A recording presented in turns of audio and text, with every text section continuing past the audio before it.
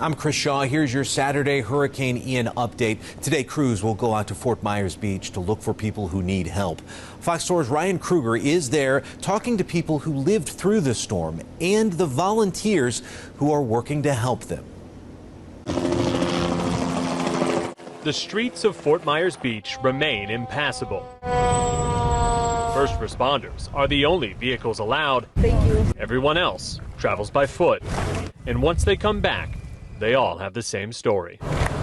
It was the worst thing that I've ever experienced in my life. I mean, I've never seen destruction other than in movies. Like it looked like a doomsday type of scene. Chris Marzulli has been coming to Fort Myers Beach for years to go on vacation, but now he's a shoulder to cry on.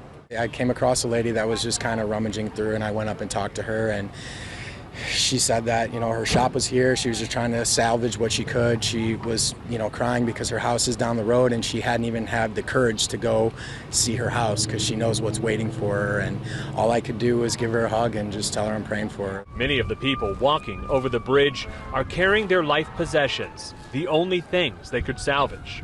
You wouldn't be able to tell that it used to be a town.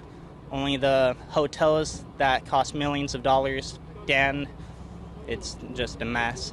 You can't even cross the bridge to get onto Estero Island unless you're a resident there, but everywhere you look, you see damage. This was the former shrimp fleet that was here. All of those boats destroyed, those mobile homes gone. There are businesses that are damaged. Everywhere you look, you see destruction.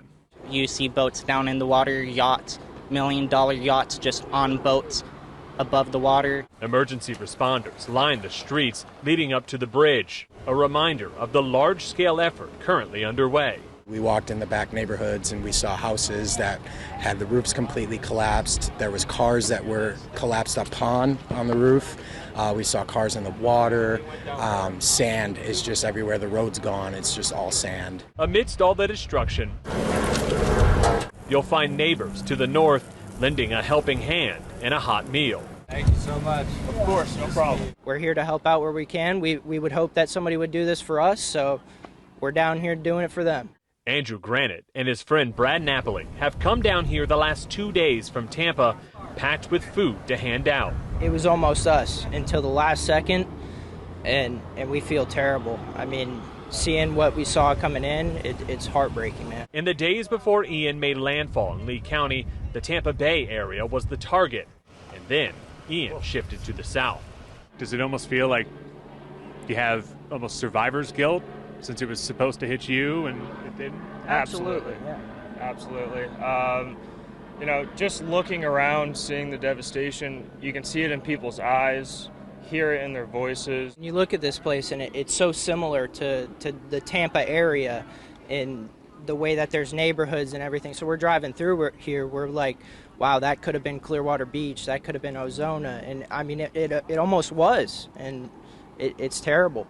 In Fort Myers Beach, Ryan Kruger, Fox 4. Well, today we have some new video that shows the damage in Matlacha. Ian destroyed the bridge to the island. Here's Fox 4's Yvette Sanchez.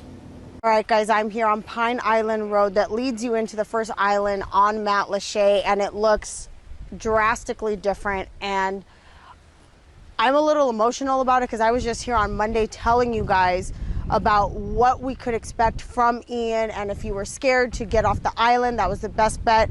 I'm going to take a step to the side. This is what we are seeing here. I don't know if Jason can come and walk with me a little closer to this. The road is completely impassable. It is completely gone.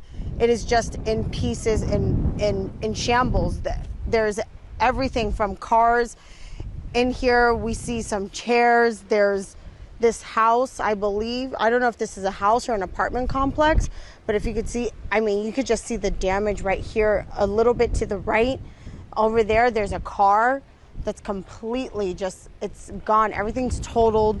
We just spoke to someone earlier. They said that, this is somewhere that they grew up and they've been here since the age of 7, and it was just devastating to know that his home has now turned into this.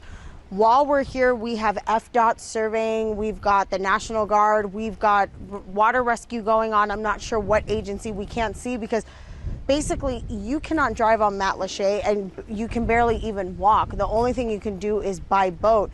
And I was just talking to one of the FDOT gentlemen, and he was telling me they're trying to survey, but they don't know how they're going to do it, and they have to go basically off of Google Earth. He said we got to look at a landmark, we're going to try and measure, and they just don't know where to start. And I feel like that's a lot of people here on the island and in Southwest Florida. They just don't know where to start right now.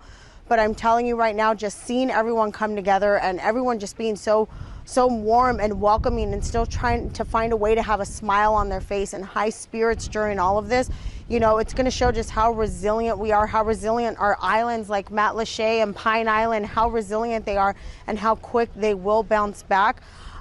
I'm here again. Like I said, it's a little hard for me to talk right now. I'm speechless. You know, like they say, things can change in a heartbeat and in the blink of an eye. And I was just over there right where that stop sign is, not stop sign, I'm sorry, where that light is. I was right there doing my report about how they were getting ready for the storm. So, you know, it's shocking, it's eye-opening. But again, like I said, if there's one silver lining we can find, it's the smile and the heart that these people have, that they're ready to get through this and they're ready to work, and people are out here, and you know, it's gonna be a true testament to Southwest Florida, but it is just gonna show how resilient we are. And you know, we'll keep you guys updated on anything we see, anything we find, you know, where you can find supplies, where you can find water, where you can find food, how you can help. So be sure to watch us. And for now, Yvette Sanchez, Fox 4. All right, Southwest Florida meteorologist Lauren Petrelli. Now, Ian is out of the way, and we are not seeing severe weather threats from that, but we continue to watch some freshwater flooding in our local waterways. For example, one of them going to be the Myakka River. Right now, today, it stands at 12.7 feet. The record was 12.5. They are at a major flood stage. Horse Creek is no different. Water levels sitting just under 18.5 feet. Really smashing that flood stage, which is 12 feet. Now, they do say at the National Weather Service that river did crest, which means those levels reach their peak.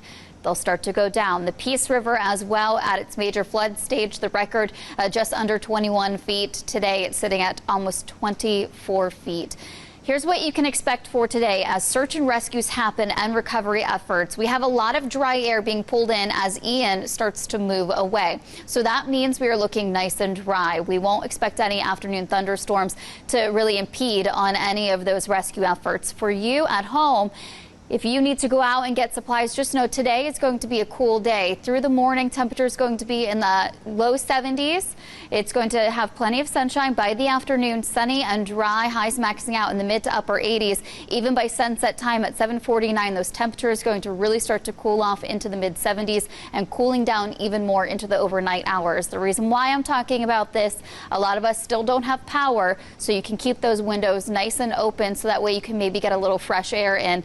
It is definitely going to be nice and dry for the next couple of days. Thankfully, we have good weather and we don't have to worry about those afternoon storms and showers to really slow you down as you continue to pick up your lives.